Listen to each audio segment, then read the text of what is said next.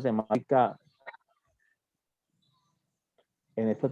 lo que hemos venido visualizando es un poco la estrategia misma corporativa dentro de la toma de la decisión de financiamiento y además de esto los diferentes mecanismos que existen dentro del enfoque de la financiación, ¿de acuerdo? Entonces, creo que un punto de partida importante desde lo contable es recordar básicamente dónde está planteada la estructura de financiamiento del negocio.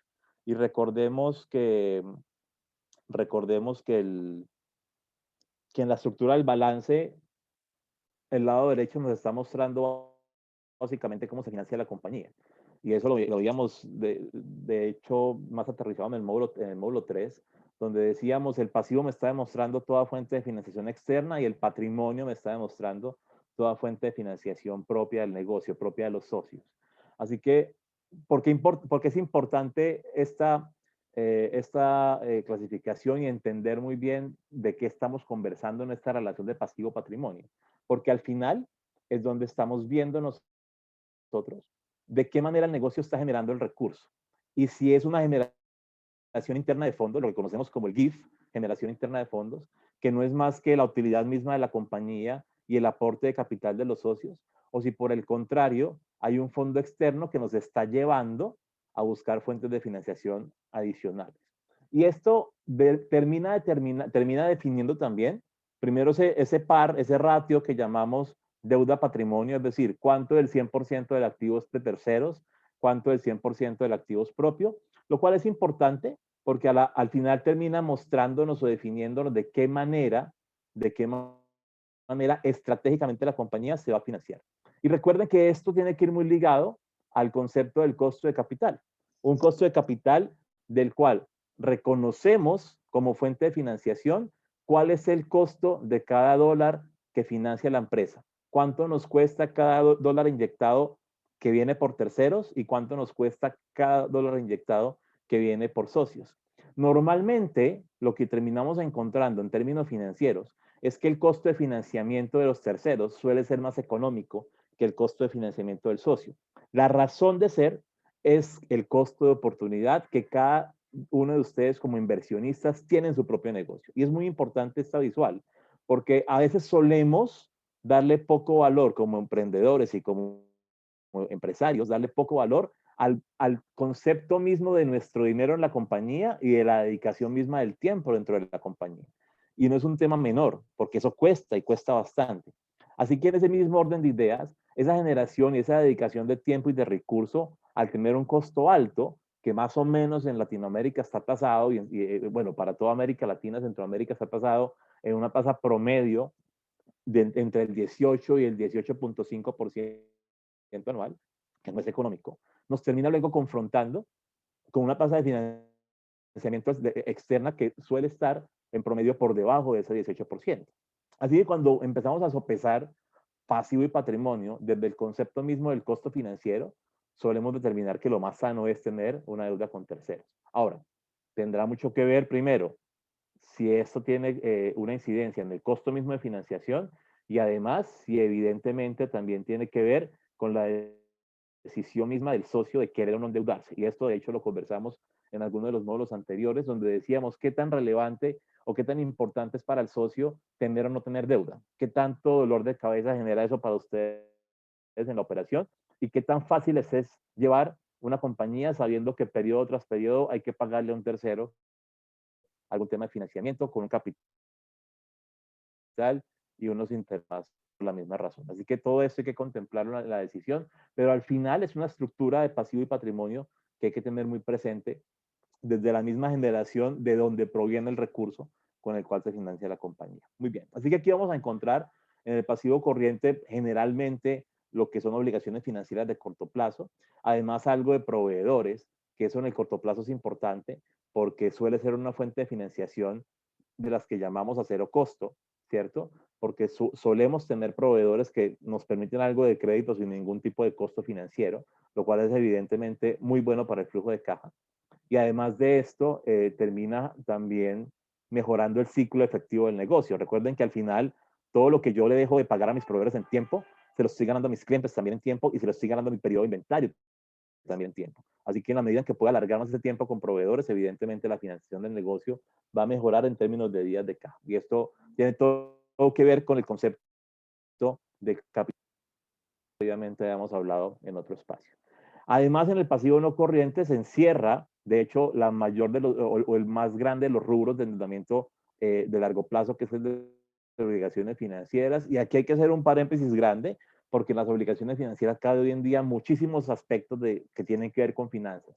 Caben las obligaciones regulares mismas de crédito bancario, ¿cierto? Pero además también cabe la posibilidad de generar endeudamiento a través de bonos corporativos, de emisión de acciones, de endeudamiento con activos derivados del sector financiero, de crowdfunding, en fin, una cantidad de opciones que hoy existen que permiten generar una obligación de largo plazo, ¿cierto? El mismo factoring, por ejemplo, que es un endeudamiento a mayor vencimiento, no necesariamente con un crédito regular, a lo mejor sí con una garantía adicional, pero con la posibilidad de tener recursos y, como les digo, a plazos que suelen ser más económicos que el costo de oportunidad del mismo socio. Y en el patrimonio, como lo decíamos ahora, evidentemente fortalecido en primera instancia por el capital, pero además por las utilidades de los periodos anteriores, que se lo expresaba en la respuesta Inola en su momento, genera también revalorización patrimonial, porque todo eso va quedando y engrosa el valor del patrimonio, y las utilidades mismas que genera el negocio en la operación de cada uno de los periodos. Así que en estos dos conceptos es donde evidentemente encontramos toda la estructura de financiación de la compañía. Lo dijimos en algún momento, aquí encontramos un 60-40, donde la teoría nos dice 60 pasivo, 40 patrimonio, pero al final, como les digo también, no es una ley escrita sobre piedra. Esto evidentemente depende de muchos aspectos. El primero, el costo de capital, si me es más barato o no financiarme con terceros. El segundo, la capacidad de asumir obligaciones financieras. Eso es muy importante, porque al final la compañía debe estar en la capacidad de administrarse con su estructura financiera actual. Y además de eso, también teniendo muy en cuenta la estructura y la estrategia misma del negocio a largo plazo. Los negocios financiados o apalancados con terceros a largo plazo es porque están visualizando una estrategia de crecimiento y de fortalecimiento que va más allá del simple capital de trabajo. Es decir, si lo que quiero es fortalecer capital de trabajo, la fuente de largo plazo a lo mejor no es la solución más sana. En ese aspecto hay que visualizar otro tipo de situaciones que mejoran el capital de trabajo. Pero si por el contrario, lo que quiero es estructuralmente hacer crecer la compañía con activos fijos, vía compra de maquinaria, inversiones en terrenos, en vehículos, flotas, equipos de cómputo y demás, evidentemente la financiación de largo plazo va más en línea con lo que ese activo representa. Y al final vamos a ver un poco ese principio de conformidad financiera que precisamente nos trae a este concepto del que estamos hablando. Bien. Antes de seguir, quisiera saber si con lo que estamos diciendo hay alguna duda que surja al respecto, y si no, continuamos. Bien. Igual, siéntanse en libertad en cualquier momento de intervenir y de hacer las preguntas que consideren necesarias. En este pequeño resumen de 10 distintas fuentes de financiación, encontramos 10 de muchas que hay hoy en día en los mercados, tanto financieros como no financieros, pero esa es una base importante de dónde proviene un recurso para que una compañía se financie. ¿Y por qué digo esto?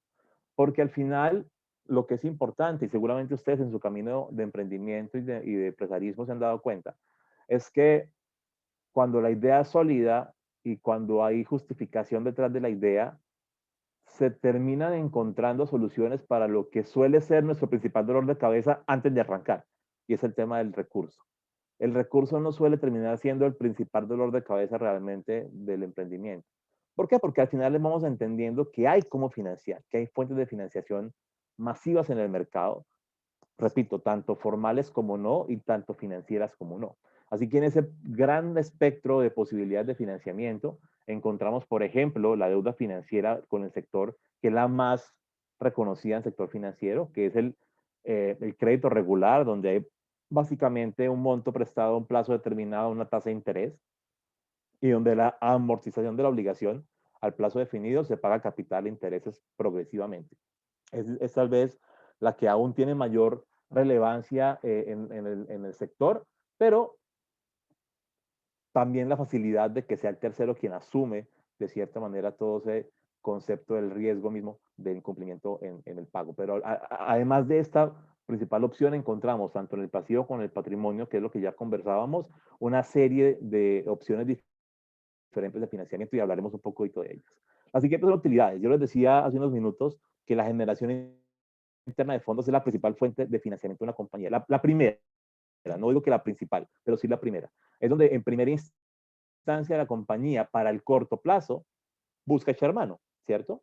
Y eso es un concepto importante desde la financiación porque nos lleva a otro punto relevante en la toma de la decisión y es cómo repartimos utilidades dentro del negocio.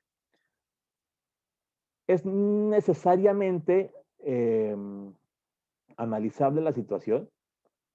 A lo que hoy es, entendemos que en las sociedades se quiere recibir siempre utilidades como parte del esfuerzo mismo del socio, pero hay que ir entendiendo en qué momento es el indicado para poderlo hacer. Ahora, se preguntarán, ¿qué tiene que ver esto con financiamiento? Mucho, mucho y mucho. Porque cuando lo que hacemos como socios es liquidar las utilidades operativas periodo tras periodo, le estamos quitando la base de crecimiento del capital de trabajo a la misma operación. Ahora bien, ¿qué buscamos en las compañías? Empresas que crezcan sin tener que requerir capital de trabajo progresivo. Es decir, que sea la generación interna de fondos la que se encargue de poder asumir esa utilidad. Por esa razón, se lo decía también en el módulo anterior, más importante que la utilidad misma es el flujo de caja que genera el negocio. Y por eso el flujo de caja va más allá de la operación. Es decir, coge la operación misma, que es el ingreso, el costo y el gasto, pero además tiene en cuenta cuánto harían mis activos, cuánto harían mis pasivos, y a partir de ahí determina cuál es mi generación real de caja. Porque en la caja es donde realmente entiendo cuánto me está generando la compañía a mí como socio. Y ahí es donde necesito cambiar un poco el chip de cómo determino utilidades en la compañía. Porque si lo hago a partir de la operación, puede que le esté entregando a los socios plata que ni siquiera es de la compañía y que es parte simplemente de la operación. Y terminamos a lo mejor desfalcando la caja del negocio simplemente por estar acelerando el proceso de pago de utilidades. Entonces, ¿los dividendos son importantes? Evidentemente sí. Hay que determinarlos muy bien en función del financiamiento mismo de la compañía. ¿Por qué? Porque entonces lo que vamos a hacer es, ya no más operación, bajemos este cálculo del flujo de caja y desde el flujo de caja sí determinemos cuánto podemos pagar vía dividendos. Y lo demás, estaremos claros que es parte del capital de trabajo del negocio. Ahora bien, y lo he aconsejado siempre, los primeros 3 años de utilidades deberían ser reinvertidos, ojalá en su totalidad. Y evidentemente el socio tiene que comer, evidentemente el socio tiene que vivir, así que lo más sano es pónganse ustedes como parte del gasto operativo del negocio, sáquense un sueldo que ustedes puedan pagar, un sueldo que les dé también el pago que ustedes esperan, por lo menos en la etapa inicial de su compañía, y con eso están supliendo la necesidad de recurso, evidentemente, sin afectar la caja de negocio. Es, digamos, que lo más sano. Pero eso tiene, digamos que ahí está un poco la congruencia de lo que les estoy contando de cara al pago de los dividendos y del financiamiento mismo de la operación de corto plazo en el capital del trabajo. Y eso es muy importante, porque al final, cuando solemos hablar de financiamiento, solemos enfocarnos solamente en lo que es largo plazista. Es decir, pienso en financiación solo cuando estoy comprando terrenos o cuando estoy comprando equipos de cómputo o cuando compro vehículos o cuando, en fin. Suelo llevar la idea del financiamiento solo al activo fijo. Y realmente la financiación está en todo momento del negocio. Cada vez que ustedes sacan un recurso para comprar inventario o para tener cartera con sus clientes o para pagar a un proveedor, ahí en esos 3 aspectos hay financiamiento. El punto es de dónde viene la plata y de dónde viene el recurso. Y ahí es donde necesariamente debemos encontrar un punto en el cual esa financiación de corto plazo tenga identificado el menor posible costo de financiación de todos los que tengan en su negocio. Porque el costo de financiamiento de corto plazo es el que más rápido se va a llevar el flujo de caja si no lo podemos controlar. Por eso les decía, la mejor manera de manejar el costo de financiamiento en el corto plazo es mediante el capital de trabajo, alargando proveedores y acortando hasta más no poder los clientes y la rotación de inventarios. Ahora, para hacer esos dos aspectos hay teorías y decisiones propias mismas de la cartera y de los inventarios, de los cuales no hablaremos evidentemente ahorita, pero que hay maneras de darle trámite. Es decir, esta ideología a veces un poco idílica de poderse financiar sin costo en el corto plazo es posible, realmente es posible. Hay muchos modelos de negocio que hoy lo logran básicamente porque su mismo modelo está pensado en que el ciclo de caja funcione de esa manera, un ciclo de caja donde me permita primero cobrarle al cliente antes de pagarle a mi proveedor. Muy bien. Ahora, ya pensando un poco más en lo que es largo plazo, se abre más el espectro en términos de capital de trabajo y de capital, perdón, de inversión. Encontramos aspectos como capital semilla, ¿cierto? Como recursos que pueden provenir de ángeles inversionistas, de los mismos programas del gobierno, ¿cierto? Donde se encuentran recursos no solamente en capital, sino también en especie, que también aportan dentro del crecimiento del negocio. Encontramos también incubadoras aceleradoras que se encargan de hacer aportes también de capital para que esa expansión pueda ser realmente más rápida. Y tengan en cuenta algo, una manera de financiar el negocio no es solamente poniendo un capital mismo que vaya al patrimonio. Una forma de financiarlo, por ejemplo, es encontrando programas que se encarguen de permitir que los gastos de mercadeo, puedan ser financiados a través de algunos programas. Eso permite también bajar el nivel de gasto y ese nivel de gasto más bajo también permite mejorar las utilidades y por ende termina también generando impacto en el flujo de caja. Todo va teniendo un relacionamiento interesante que es parte de lo que quiero que hablemos durante este espacio. Además de lo que hemos venido hablando, quiero cerrar con dos aspectos adicionales en esta diapositiva, de lo cual le iremos hablando en el camino, y es, primero, financiación con clientes. Eso tiene mucho que ver con lo que hablábamos previamente del capital de trabajo. Y segundo, el crowdfunding, para lo cual hicimos un video muy específico en el módulo 5 sobre esta fuente de financiación y sobre el auge que tiene hoy en día y cómo se le puede sacar provecho a esta manera de financiar la compañía, tanto por la venta de productos mismos o de servicios mismos, como también por la recolección de recursos del mercado. De ambas maneras, el crowdfunding se ha convertido hoy en día en una muy buena fuente y de hecho más adelante en la presentación hablaremos de ello a detalle para recordarlo y para que también podamos hacer un poco más de énfasis en esta fuente de financiamiento. Muy bien. Ahora, dentro de esa línea de lo que sigue siendo tradicional, que es el endeudamiento con sector financiero, encontramos tipos de crédito por montones. Y el tipo de crédito va a depender mucho de la finalidad misma del crédito, ¿cierto? Hay que primero basar básicamente la intención de un crédito, que es donde el acreedor le entrega al deudor el dinero requerido para su financiación y posteriormente al plazo determinado, ya definiendo el plazo y el monto, unos pagos de cuotas mensuales que dependerán mucho de cuál forma de financiación se tenga, hará un pago de monto de capital y también de intereses. Eso creo que como estructura de un crédito es la parte más básica que debemos entender en este momento. Y seguramente para todos sea realmente muy clara. Ahora, son tres conceptos, como les contaba, lo que tiene que definir el tipo de crédito. El plazo mismo, el uso del recurso y la garantía que se tiene para poder sacar dicha obligación. No todas las entidades bancarias o crediticias requieren sí o sí una garantía. Eso va a depender mucho del monto. Pero tengan en cuenta que garantía es la misma firma del documento, ¿cierto? Nosotros lo llamamos pagaré. No sé si el documento tenga algún nombre diferenciado para sus países. Aquí llamamos pagaré al documento que se firma como respaldo de cara a si algo sale mal en el pago de la obligación, entramos a responder no solamente la empresa misma, sino quien firma también como respaldo de la obligación. Así que la garantía es un tema fundamental en cualquier tipo de crédito, bien sea porque es una garantía real o tangible o una garantía simplemente dada por la misma firma de quien respalda la obligación financiera. Muy bien. Y en este punto del manejo de los créditos hay que entender dos cosas que son bien importantes. Y es que no es igual el cupo de crédito y el valor del préstamo.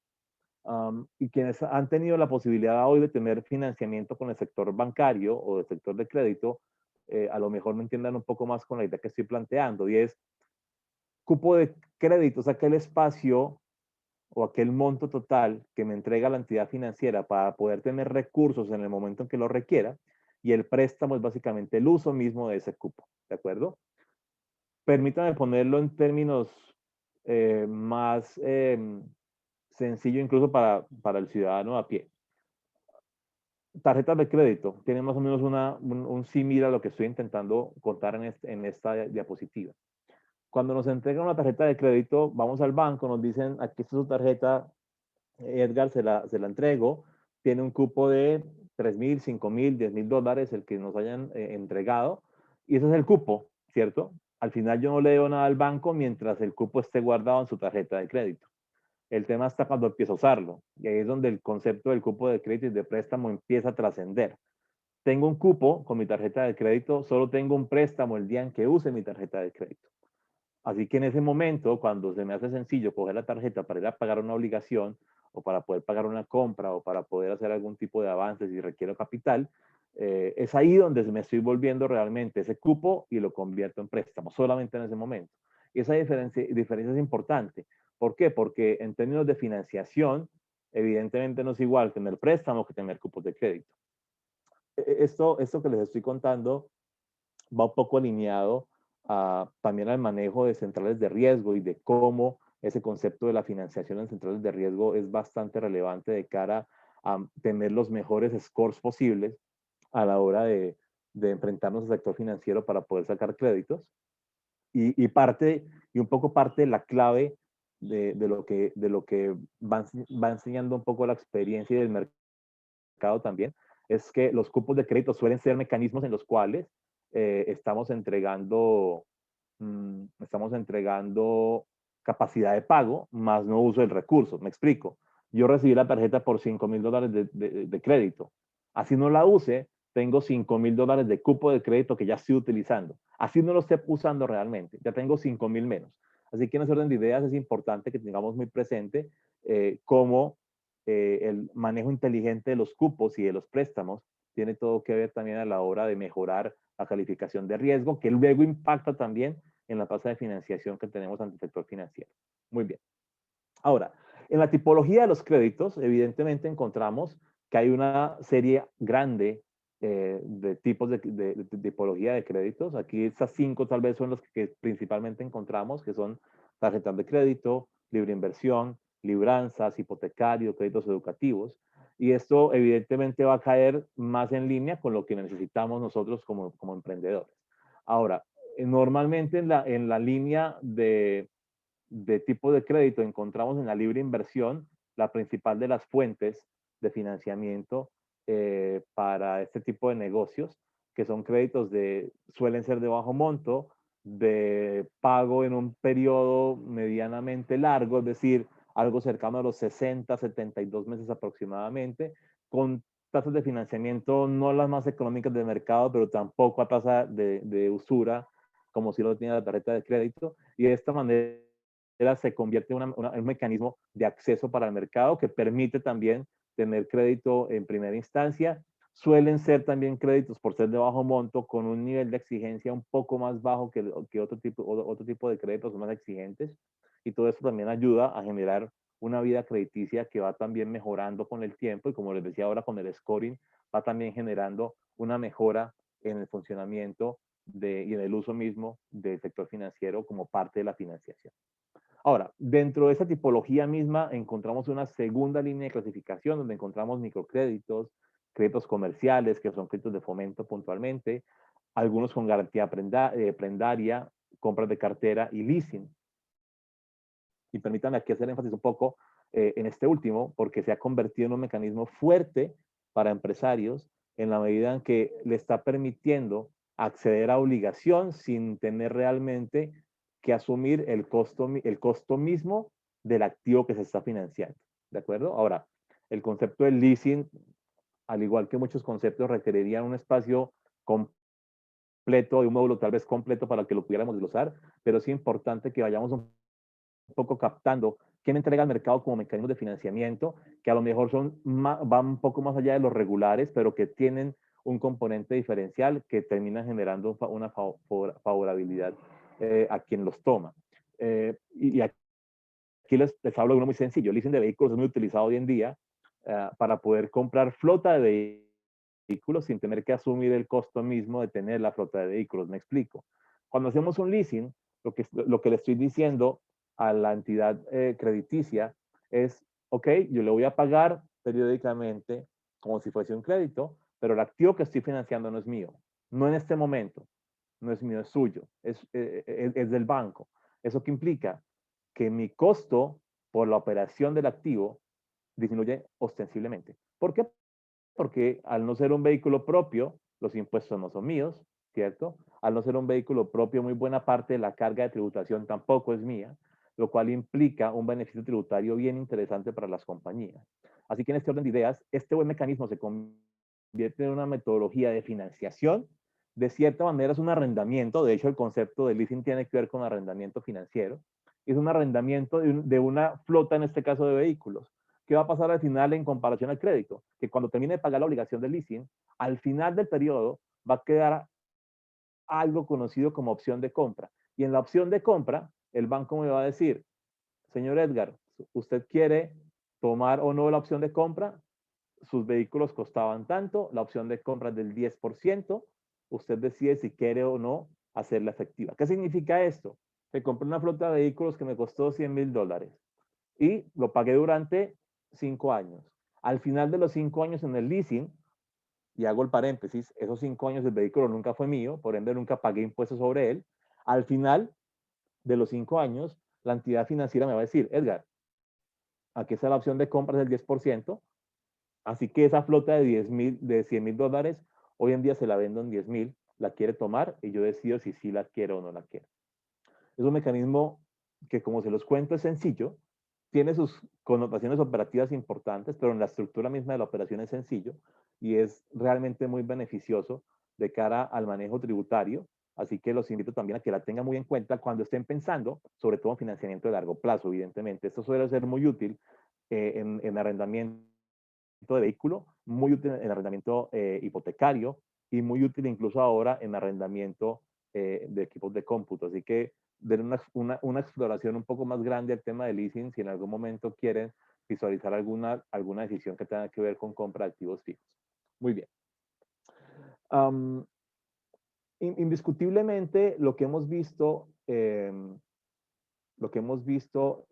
términos de crédito es que eh, y esto es Latinoamérica en general, pero Centroamérica puntualmente, para hablar de lo que estamos visualizando hoy, ha venido fortaleciendo mucho el crédito bancario al sector privado. Y esto lo digo más en función de cómo la banca se ha convertido en parte fundamental del crecimiento empresarial de toda la región. De que encontramos como, por ejemplo, Panamá que va punteando, tiene más de un 75% de crédito bancario del sector privado como porcentaje del PIB. Esto realmente es un impacto importante porque lo que estamos entendiendo con esto es cómo el sector privado se está apalancando de cara a poder sostener el negocio en el tiempo y de cara a que ese sostenimiento genere lo que genera, porque aquí detrás de esto hay algo que es mucho más profundo que la sola financiación y es la generación de empleo, es el crecimiento económico, es la posibilidad de crecimiento en consumo y por ende lo que eso implica manejo de tasas de interés, de inflación y de todo lo demás macroeconómico que se desprende de una sencilla decisión como es una fuente de financiación. Así que te los quería mostrar por esa misma razón y de hecho en el módulo lo desglosamos un poquito más para poderlo entender de mejor manera. Muy bien.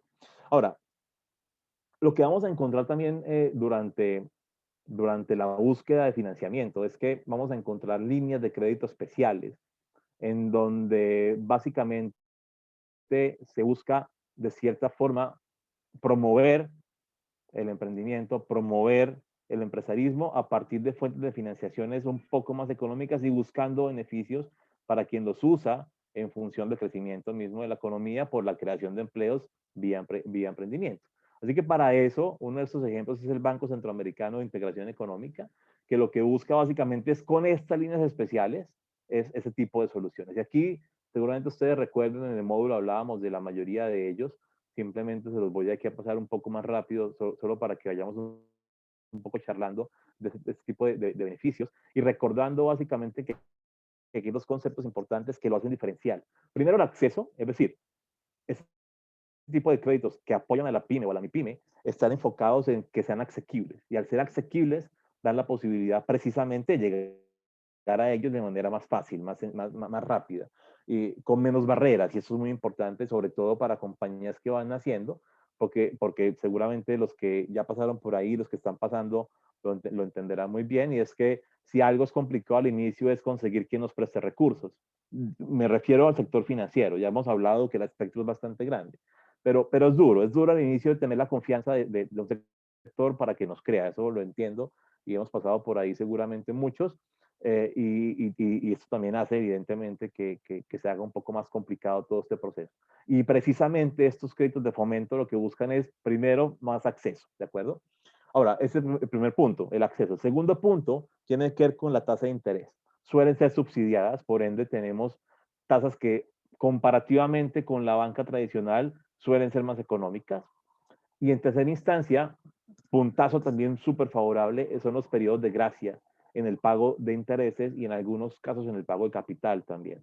Esos periodos de gracia ayudan un montón a liberar flujo de caja, porque evidentemente una compañía en su inicio, lo que menos quisiera estar pensando es en cómo hago para pagar los empleados, pero además luego cómo hago para pagarle al banco lo que le estoy debiendo por intereses.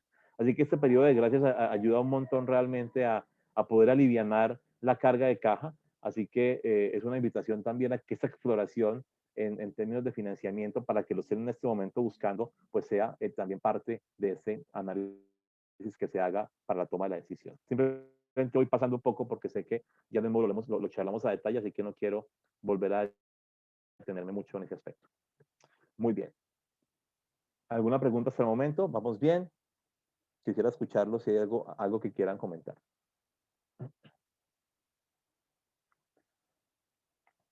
Ok, perfecto. Muy bien.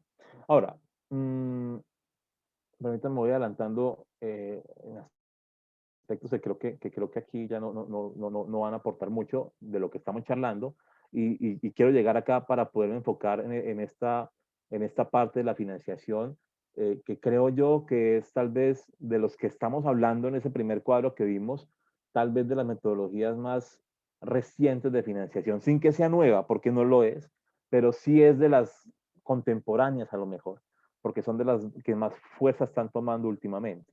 Y aquí hay un tema importante que quiero tener en cuenta, o que les quisiera contar.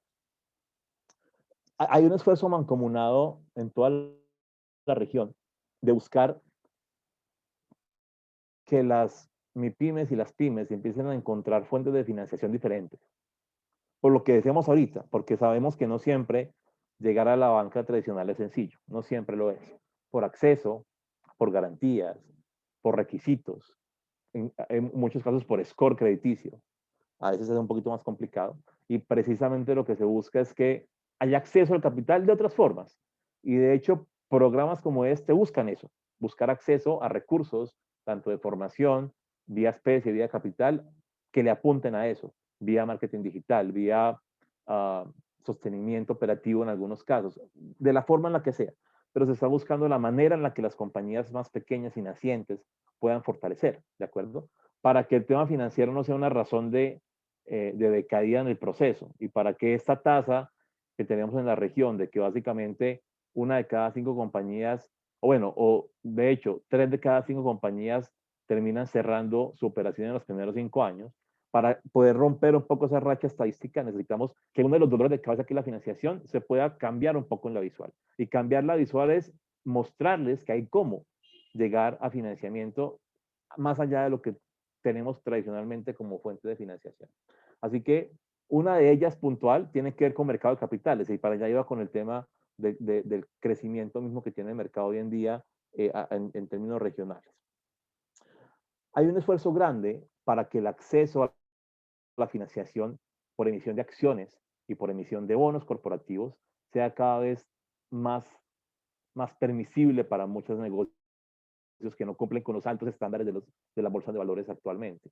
Y estos esfuerzos han permitido que mecanismos adicionales se creen para que puedan llegar a captar recursos del público sin tener que asumir los altos costos de financiación del mercado de capitales pero además de eso, para poder tener la confianza del mercado, que sabemos que es complicado obtener al inicio de cualquier negocio.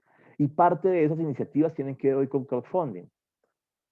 Y les quiero hablar de la que vivo en el día a día en mi país, que es la plataforma Atucenso de la Bolsa de Valores de Colombia, pero que en el módulo les explico de 2 o 3 más que hay en Centroamérica y que son bien importantes de entender porque son fuentes de financiamiento muy alternativas, pero muy a la mano realmente de lo que vivimos en la experiencia del día a día de la rutina empresarial.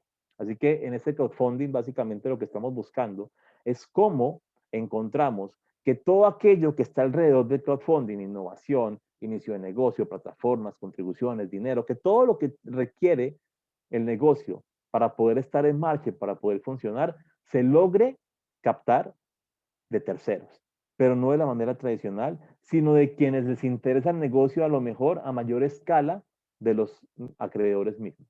Y son los propios clientes o los pequeños inversores que están buscando oportunidades diferentes y que a lo mejor por acceso al mercado de capitales no están encontrando. Ahora bien, este crowdfunding básicamente tiene una connotación misma y es poder captar del recurso el fondeo. La palabra propiamente lo está explicando. El crowd, que viene de toda la población, de la masa, ¿cierto? Y el funding, que tiene que ver con fondeo o con financiamiento. ¿Cómo logro captar del público fuentes de financiación? Eso es básicamente lo que estamos buscando. Y el crowdfunding, entonces, lo que está realmente llegando a fondo es a que haya una conexión directa en financiación de quien presta servicio o vende el producto y de quien termina muchas veces utilizándolo, que no es lo que ocurre normalmente, porque cuando yo voy al sector bancario tradicional, estoy llegando a la mitad del camino, estoy llegando a que como creador de servicios o de productos, voy a la fuente de financiamiento y la fuente me presta. ¿Qué haga luego con los recursos? Eso a lo mejor le tiene sin cuidado al sector financiero. Lo que les importa es que lo que haga, lo haga bien para que pueda retornar sus recursos. Eso es lo importante. Pero hasta ahí. De hecho, poco les puede interesar cuál sea mi razón social y cómo la lleve a cabo. No les interesa la operación.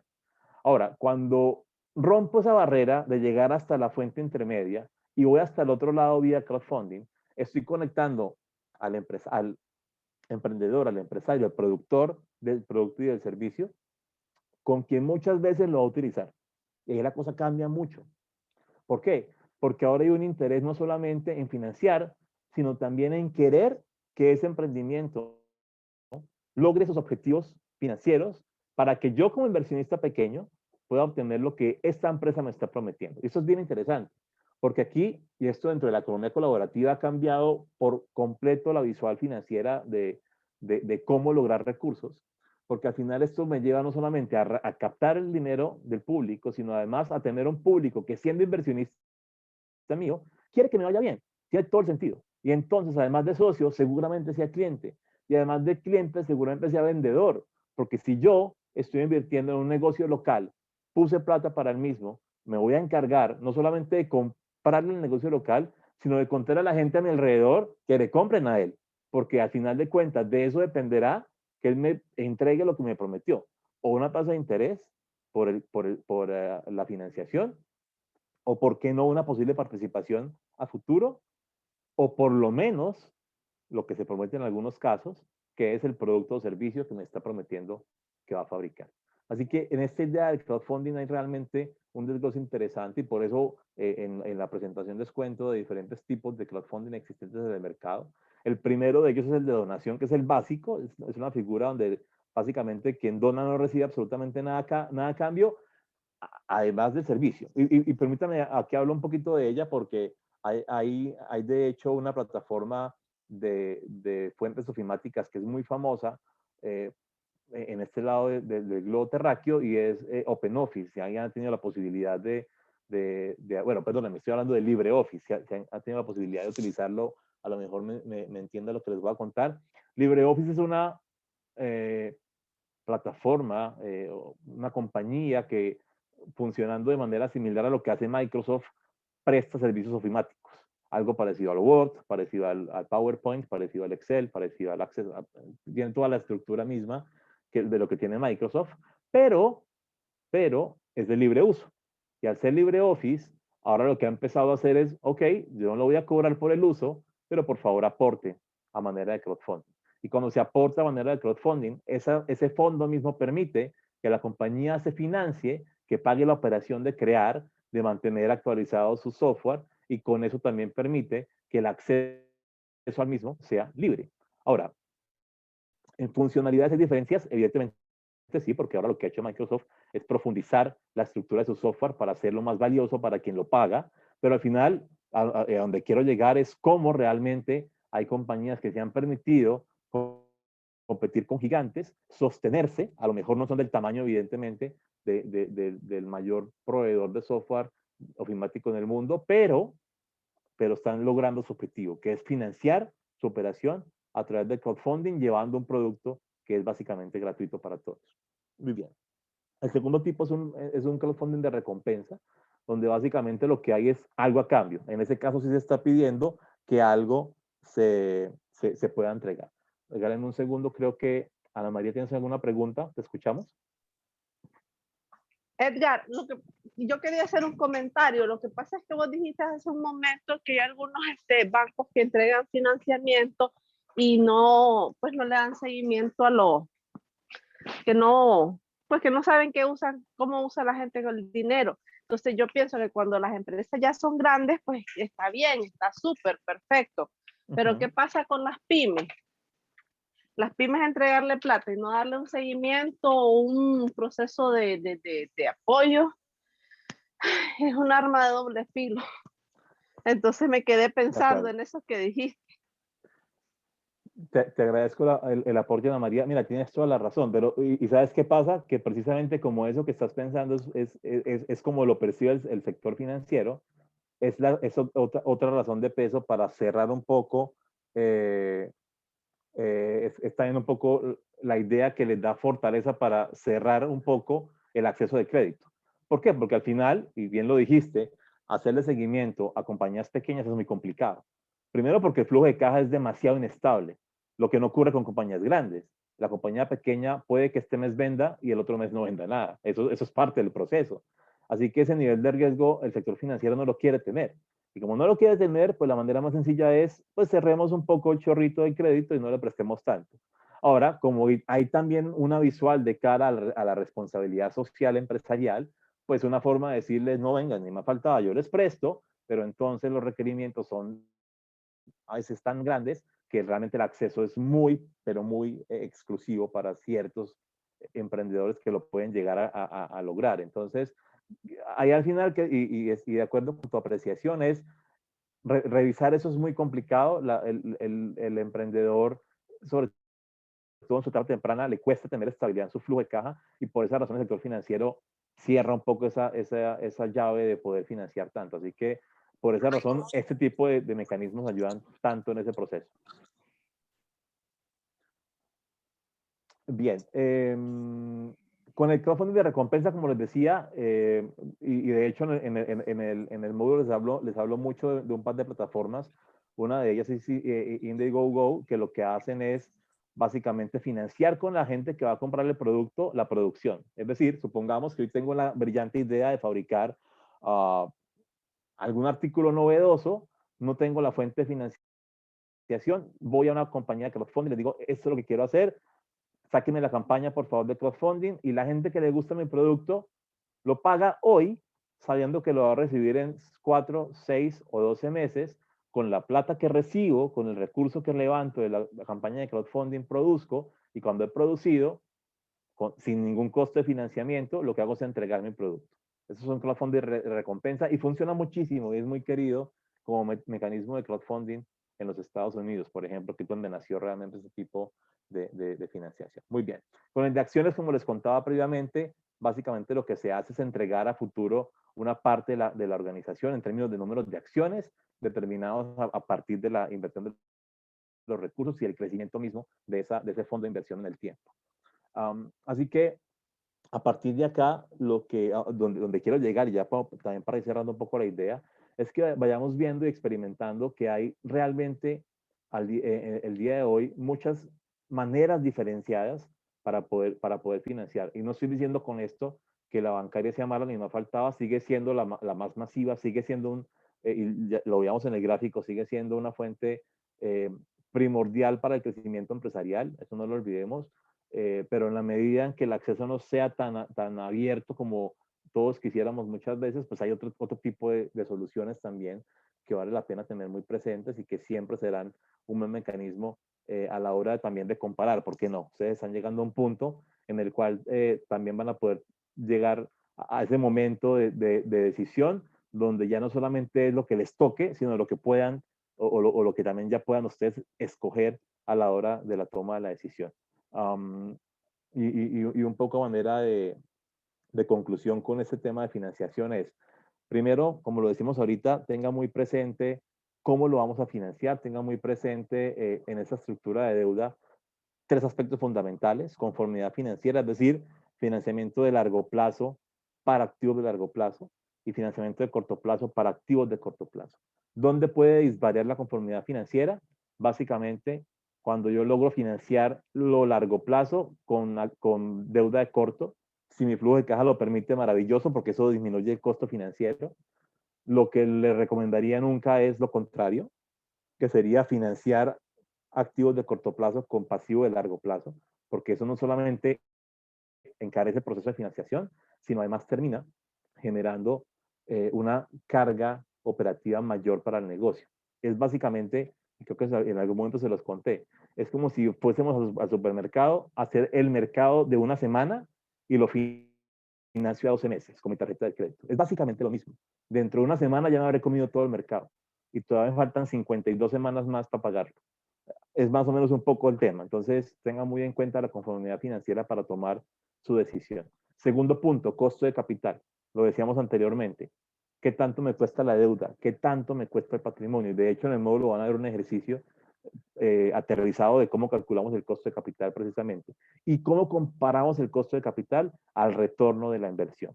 ¿Dónde está ese retorno de cara a mis activos, a mi patrimonio y a lo que estoy invirtiendo para generar esas utilidades en cada periodo? Y la comparación del costo versus el ROI tiene que ser un factor de decisión para determinar cómo me financio.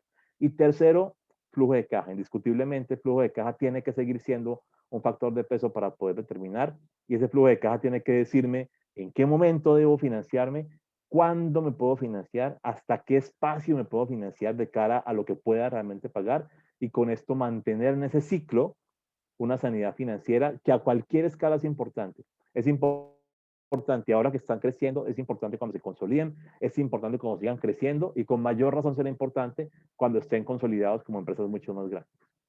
Así que tengan esto muy presente en esa estructura. Siempre piensen en estos tres aspectos cuando estén visualizando la fuente de financiamiento, y no olviden que hay mecanismos de financiación por doquier, y que hoy en día, si una excusa no nos podemos permitir como emprendedores, es que el recurso es un obstáculo, porque en absoluto hay muchas fuentes, hay maneras de lograrlo, y cada vez habrán seguramente muchas más y muchas mejores. Así que, pues bueno, de mi parte quería contarles esto el día de hoy.